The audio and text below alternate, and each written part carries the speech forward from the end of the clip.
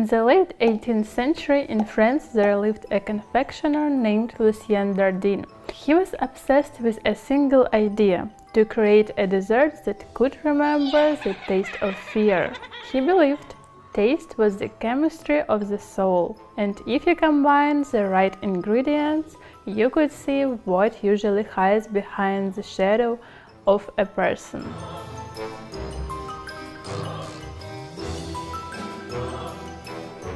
Lucien boiled caramel for 3 nights straight, adding herbs from monastery gardens, dried serpent's blood, and a single tear from a woman who had seen death. On the first night, the caramel began to breathe. He poured it into a mold, round like a human eye, and the moment the sugar hardened, the reflection of the flame inside it blinked.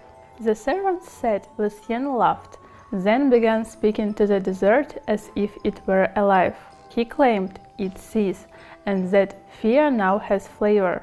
A few days later, neighbors smelled scorched sugar. When they entered his shop, everything was coated in a thin, sticky glaze. On the floor stood rows of small sugary eyes, and in the center of the room, one giant glassy one. Through the caramel, they could see Lucien's face. He was smiling, but he had no eyes. Later, monks who studied his notes found only one passage they couldn't translate. It read, "Fear can be made into matter, but matter always sees a new body."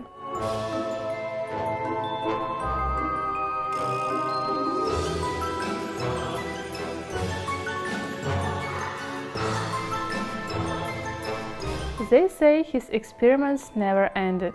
Someone continued them in underground labs in Southern Europe, then Prague, then Vienna. All who tried to recreate the formula reported seeing the same thing: bubbles in the vial, and among them a pupil, moving.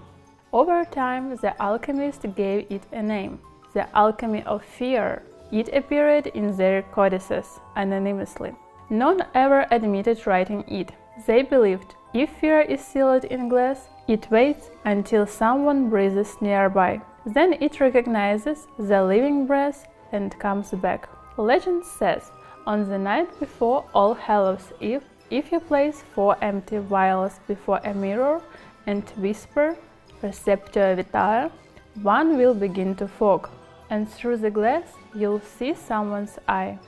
But if you don't seal it with a cork in time, the fear escapes, and it won't return to its form. Never.